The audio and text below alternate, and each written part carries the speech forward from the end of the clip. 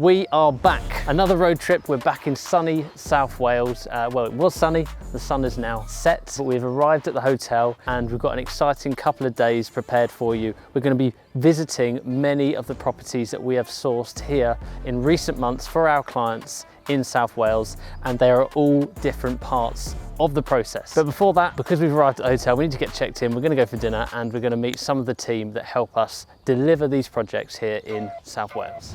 Fast lane when I pass in the street, bag of money in the passenger seat. Simcoe's been asking for me on the road from the west to the east. Way up, I might never come down, cause the coast racking up the flight miles. So high, I might never come down, so what, this is my lifestyle. So, it's the next morning. We had a really good stay at the hotel last night, didn't we? And we've hit Greg's on the way here to make sure that we're fueled up for the day. But we had started at one of the many projects that we're going to see today that we've sourced for our client. Yeah, so this is another really good BRI deal in South Wales. Slightly higher end than our standard deal, I'd say. So the purchase price on this was 79k. Higher refurb and standard as well at just under 44k. But we are expecting a much higher GDV of 160, 165. So all the numbers have just been kind of moved up 10, 20 grand. Yeah. The benefit of this, of course, it's the rent will be a lot higher as well. It's a more desirable area. It's got more bedrooms. It's a really good house, quite an unusual one for us. Like you've said, like it's like 2 stories at the front and then 4 stories at the back, because there's just so much house, isn't there? It is, and it's got drive, which is somewhere underneath all the rubbish. But Yeah, the back garden, there's this potential where the neighbours inside have like made a bit of their garden into a driveway. So again, that's something that we'll feed back to the client in order to encourage them to do on projects like this as well, isn't it? Exactly, yeah, but it's coming along well. I think we're about 2/3 in now. Yeah. Plastering's done, got the carpenters are in today. Kitchen's being fitted and all the architrave skirting, so bit to go, but it's doing well. Good project to start the day, and as we kind of progress through the day, we're going to see lots of different stage of projects as well. Back to the bone, if you know, you know. Get stupid with the flow, if you know, you know. LONDON, if you know, you know. Come through if you wanna roll, if you know, you know. Back to the bone, if you know, you know. Come through if you wanna roll, if you know, you know. Project number 2 of the day, but this one is not one that is actually completed. It is completing imminently. But we thought we'd check in today as we're in the area, I guess just assess the level of works that need to be done, and thought we'd share with you the good points and the bad points with this particular house. Again, just trying to share all the things you need to be aware of with a potential refurb. This one seems to be, it's like halfway through refurb, isn't it? Yeah, you can clearly tell that a developer or investors had a stab at this and then something's happened. They've run out of money or they've just given up on the project. So we managed to secure it for an excellent price, which I'll come to later on. But you know, the good thing about this property is all the plastering has been done, and I'd say to a pretty decent standard as well. Yeah, it's like the hard part has been done almost. Obviously, we don't know to quite what extent the wiring is and like how good it's been done, but it looks to be like it's been rewired with new wiring.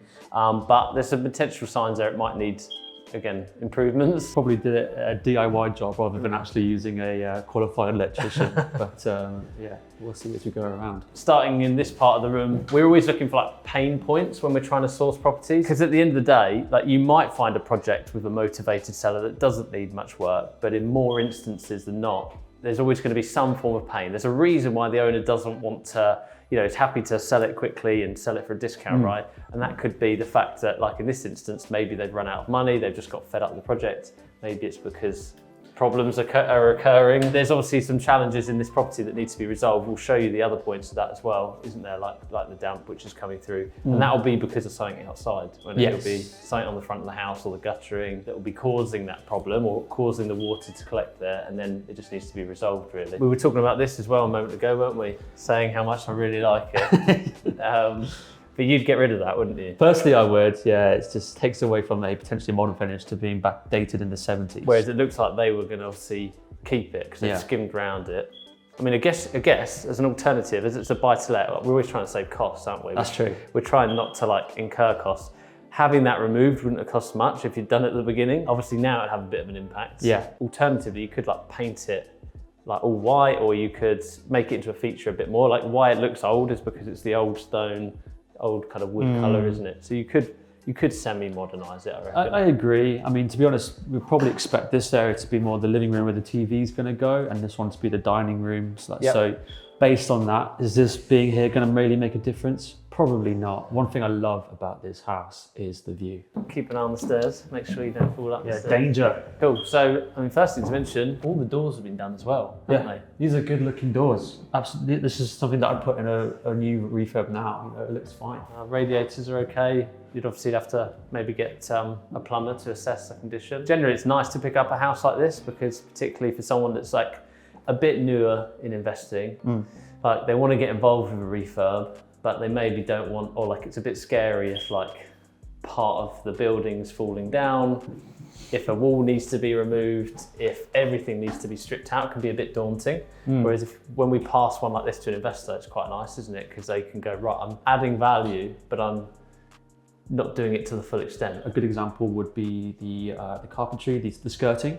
So for this, for example, you could just sand it down and repaint it as opposed to replacing everything, which will cost a lot more. It's just a good example where if you are on a budget, you don't have to go all out. So one thing you'll notice is the height of the plug socket. This shows that it's not done to modern day regulation. Can it be used for a buy-to-let? Possibly, but you'd have to check with an electrician first to make sure it can get signed off. But it tells us straight away that it might need a full rewire. So definitely something to budget for, but you don't always have to do a full rewire if you can have it working safely. I think this is the biggest of the 3 bedrooms, isn't it? And then these two, actually this is not that much smaller.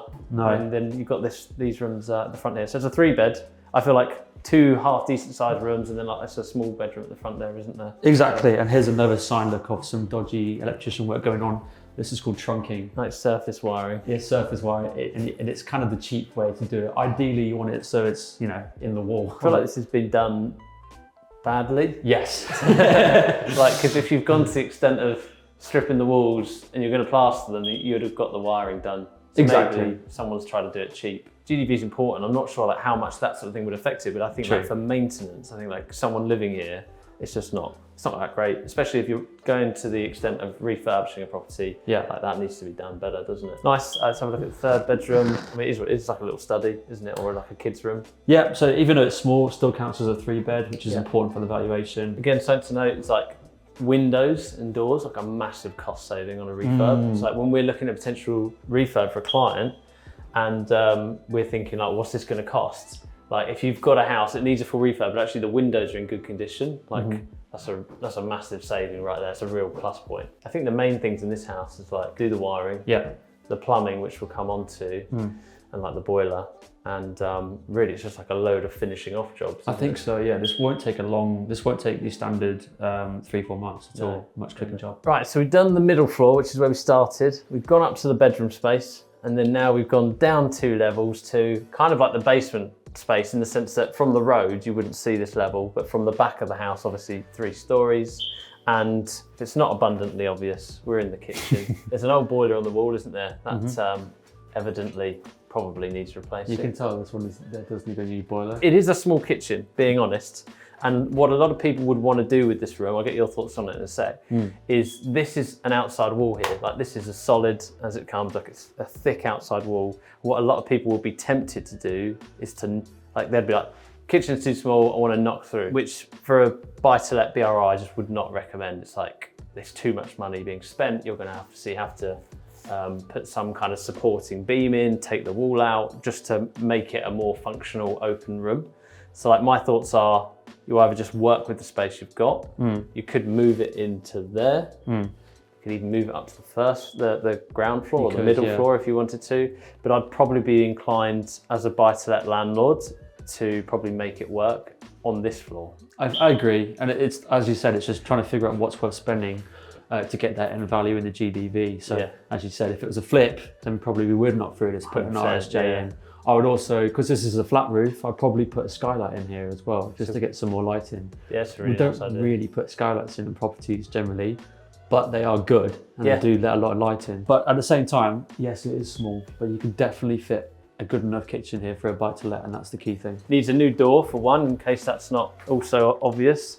But if you had a door with a window in it, and then you've got this window, you clear everything outside, and then you've got like 1 or 2 skylights in here, I think that would look really good and it would let light flow in. 100%, yeah. So obviously this room, quite unusual. It's very dark, and that is because behind me here is where, like, this is earth. This is where the front road is, just beyond here. So there isn't a chance really to put any kind of window in here, which means it does keep it quite a dark space.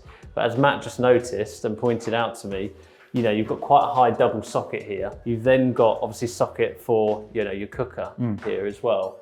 And they've done the same all the way around. So it's probably fairly obvious to us that the person doing this up was planning to make this the kitchen area. Yes. Being that this is a bigger space for a kitchen, and then maybe you could actually make that more into, either you remove it completely, Yes. or you open it up to let loads of light in, and it brightens this room up a bit, doesn't it? Whilst obviously we did say, is it not always worth, you know, knocking stuff down? Because in this project, it's got it for a fantastic price and the plastering's already done. Yeah. You could see maybe if you could reallocate that budget and potentially put an RSJ in. Doesn't mean you'll do it, but you could look into it just to let the light in. Matt's now going to showcase our like bar area, or what else could we call it? Library? This is the feature that will sell the house. Yeah. Basically, it's just this odd little alcove, like dead end. If your kid misbehaves, Yeah. got a nice door here. And you know, you can relax in here. Get away from the family for a little while. Be a little toilet, isn't it? Yeah.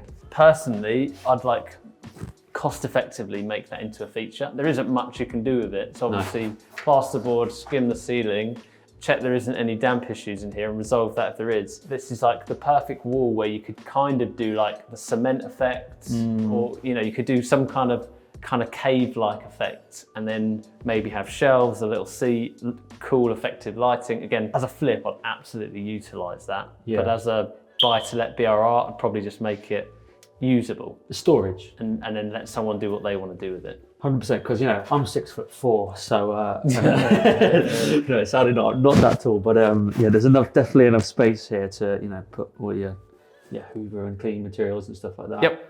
Yeah. As a worst case, or as you said, a nice feature. Absolutely.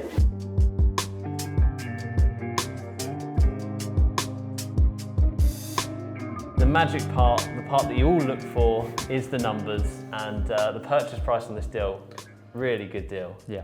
63k purchase price, which is getting much harder to find and agree on prices like that in these areas, with the huge amount of demand and interest in these areas now. The refurb, in which the more time we spend here, we think actually we slightly over-egged, but we do that sometimes just to make sure that clients have plenty of budget to work with. We said about £35,000 to get this back up and running. There are a few additional things that, you know, money might be spent on, like the flat roof, obviously got plumbing, electrics, etc. Yes, there is a fair amount of cost here, but it could potentially be done for 25 to 30. Agreed, yeah. We believe. The more time we spend here, as I say, that number goes down, because we think you could be fairly cost effective here. So that'll only benefit the client when you know, if that does happen. And then the end value is the kind of 125 to 130 range. Yeah. So if you factor all of the kind of higher costs in, you're looking at about under £10,000 left in the deal at the end, which is a pretty good deal, right? We wanted to cover a question that we get asked a lot, you know, when we're talking to potential investors, and that is, what capital is required to do a deal like this? You know, how much is it? 30 grand, is it 100 grand? Okay, so Matt, I'm gonna put the question on you. Yeah. If someone works with bridging or cash, how much money will they need? So to put down a 25% deposit on the purchase price, and to budget for the refurb, the legal costs, the stamp duty or land transaction tax, and bridging fees, typically need about 60k for this particular deal, as an example. We would say that deals in this area are on the lower end of the spectrum. If you're buying it in cash, about 100 to 110. So that for a lot of people is quite an important factor, isn't it? Because a lot of people, again, we get people at both ends, people thinking they need much more than that, and also we get people thinking, can I do this on 30k, 40k? Really, you need at least 50, ideally you need about 60, and that's if you're using bridging finances. Oh, for sure. For a BRR, I mean, if you've got, you know, £40,000 is a lot of money. Yeah. But being realistically, you'd only be able to afford a buy-to-let with that kind of money. Yeah. And that's good, of course it is, but like that, as soon as you buy a buy-to-let, that is your one shot in property. Yes. Whereas if you want to recycle your cash, you do need slightly more just to be able to pull off that strategy. And that's the beautiful thing about these deals. Let's say you do have 60k, you put 60k in, if everything goes to plan, and you get the number you want on the back end, you should get out after that refinance like £45,000, sometimes £50,000. Then you can go again quite quickly soon after that. And we could also argue as well that right now the market has been a little bit flat, depending on where you are. As we always say in property, in the long term, it's always going to go up. So even if it's not exactly what you want straight away, in the long term, you can rely on the property going to go up in value, and your investment just going to get better and better. Yeah, obviously you want to unlock as much as possible, but a really good mindset shift to have is if you get a down valuation, it is not ideal, but like I had one on a property of mine recently, and when I'm thinking about the potential alternative options, at the end of the day, it's not like when I sell a house, if I sell it for less, I lose money. When I'm refinancing a house, if it comes in lower than I wanted and I have to go with it, I haven't lost the money, I've just tied it up for longer. So 100%, and I guess the silver lining, which you have to look for, is you're borrowing less, so your mortgage costs are going to be lower, and you know that you're going to just be able to take that equity out in the years to come on your next mortgage. Absolutely. So I thought that'd be useful insight. Now we're going to head off to the next house.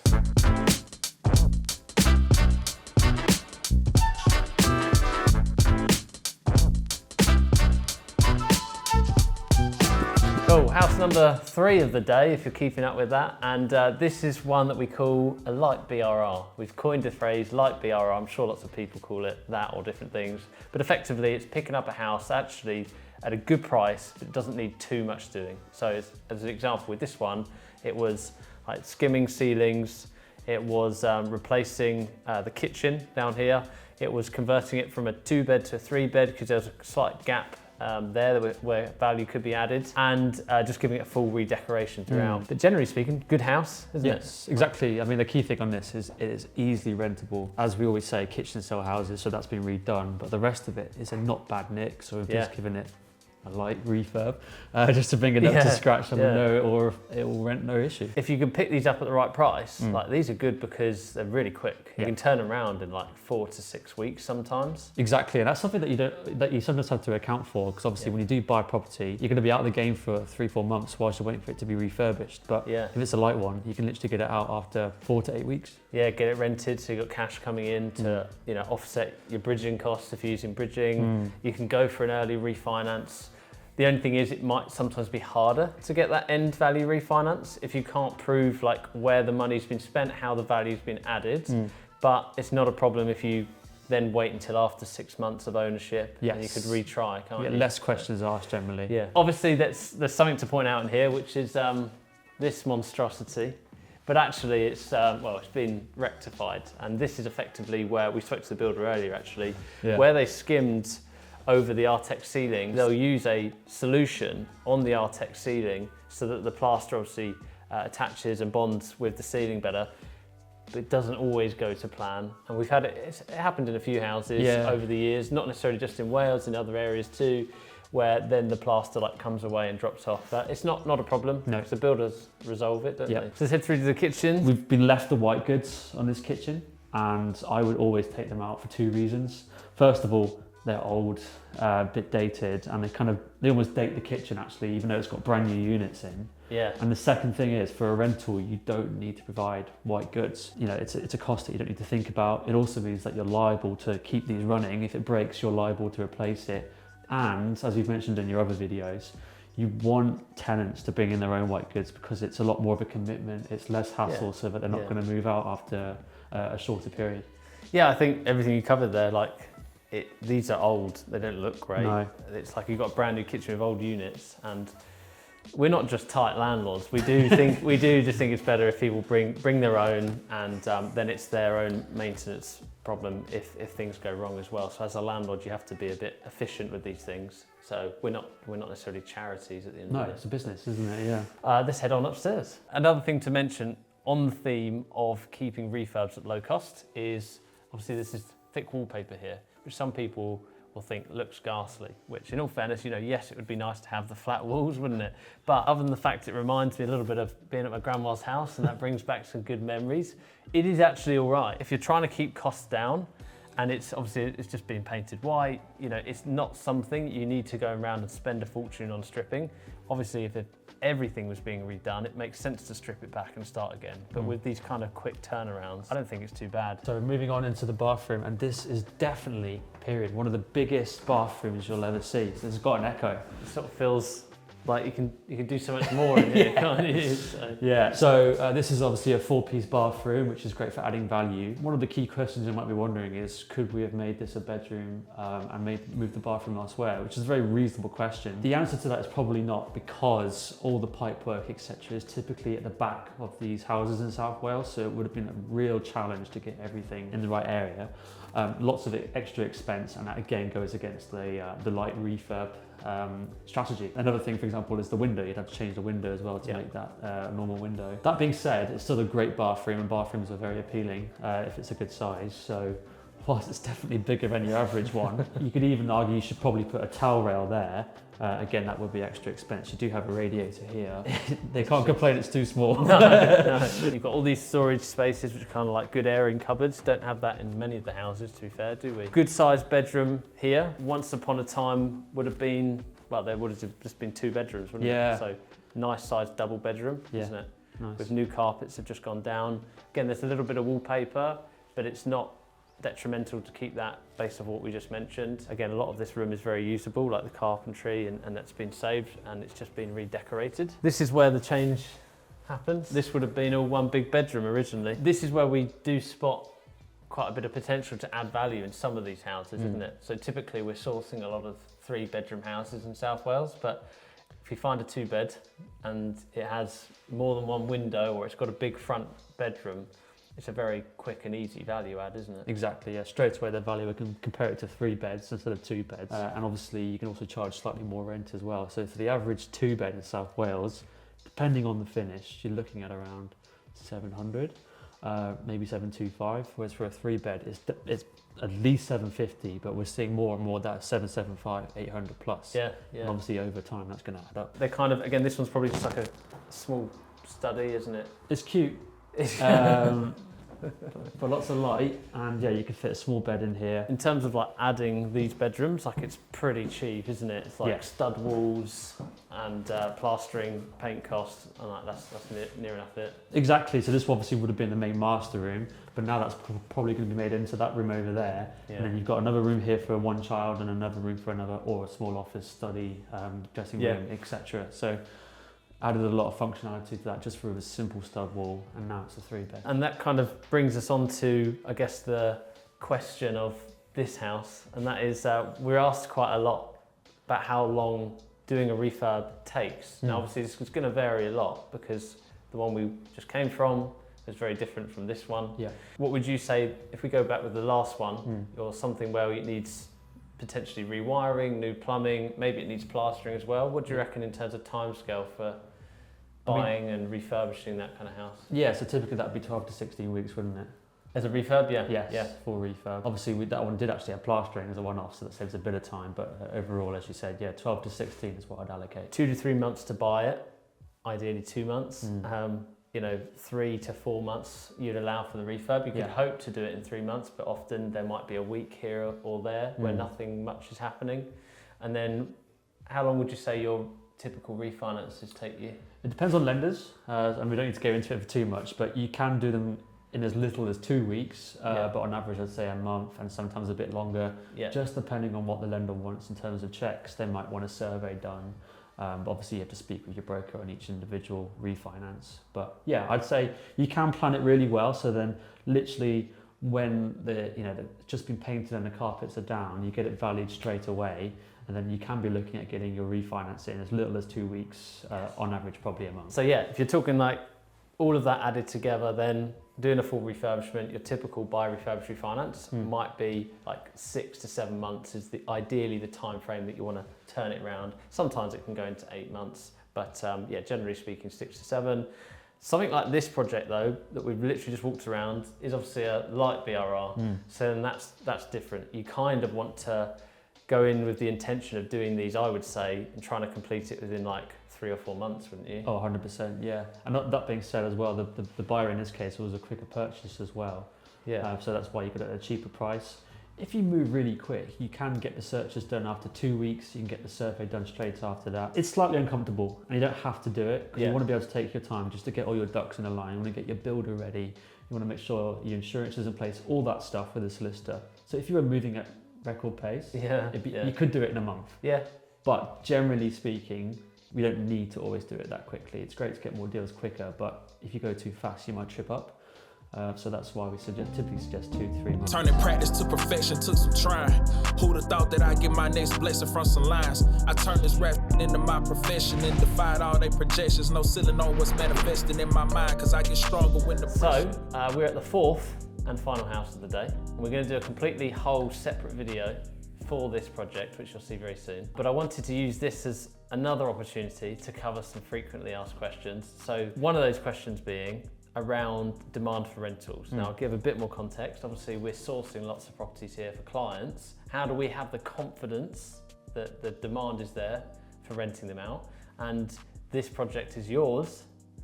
How do you have the confidence that there is going to be demand to rent these out at the end? Yeah, it's a good question. And to be honest, in terms of confidence, it's more just using the data. If you type in most postcodes around the valleys in terms of what's available as a rental, there are very few options on there. And we do find from experience that they just disappear quite quickly, especially if they're done to a really good finish as well. There's a lot of families looking for that. You know, a lot of people wonder, do a lot of people live in South Wales? Well, the answer is yes. You've got a lot of people that don't want to pay the higher prices or live in the cities such as Cardiff or Swansea or Newport, which are about a 30-minute drive away. You've also got train stations in certain areas around, so a lot of people like to come over to the valleys. They've also got their family here as well. It's a lot more quiet, a bit more of a community feel. Yeah. So that, in combination with the data that we check, like I said, if you don't believe us, put the postcode in, have a look, see what's available, and you'll notice that there's such a lack of supply. So true. So therefore, you know, the rentals can go up, and you can be confident that it's not going to remain on the market for very long. And from our experience with the ones that you have bought for yourself, with the ones for clients, we're really finding that they get listed and they're going within a couple of weeks. Now, on the odd, very rare situation where they don't, they're normally gone within a month. And maybe it's a case of the client had lots of applicants, but they maybe were a bit more selective and they wanted to wait for the right person, but you've certainly had some that have gone in days. Yes. Most of them are within a couple of weeks. So I'd find that that's always really good. The other thing being that we find a lot of the time they are like working professionals or young families. Yeah. So where we purposely look for properties, it's always kind of within like half an hour of Cardiff and Newport. Yeah. So they're your two main kind of cities. That's where the money's going, the jobs are. We're trying to find areas where people might not want to rent in the centre and get a 1-bed flat. They might want a 3-bed house for the same price, mightn't they? 100%. And another reason that you might want to take your time renting this out is you might want to try a higher rent just to start with. Yeah. Obviously, this is a business, you want to get the highest yield you can, so you might go in brave, go with the slightly higher than average market rent, see how it reacts to in the market, because you can always bring the price down. You can't really put the price up, and you get one shot at this. Yes. So sometimes if it takes slightly longer, you're just testing the market, see what it's like, and then sometimes you may just have to bring it down 20 or 30 pounds just to get it rented. Yeah, the rental market's fairly adaptive. Like if you make those changes, there's so many new people coming and the turnover is quite frequent that you don't really make your listing go that stale. Whereas like when you go to sell a house, you want to kind of get the price right and you don't want to keep bringing it down. I think with renting, it's okay to try once, isn't it, a little bit higher? Especially because literally there's very few listings on the market. Yeah. So the other main question, which is very important, and it is a variable when investing in property. This is the part where you can't guarantee it. How do we come to the conclusion of like incomparables? How do we come to the conclusion of what a property could be worth? 100%. So straight off the bat, the first thing that we do is we go on Rightmove or other property websites where you can see all the data. We tend to look straight away as close as we can. Start off with 1/4 of a mile and then 1/2 a mile because that's what lenders do. And we're looking for houses that are a very similar style.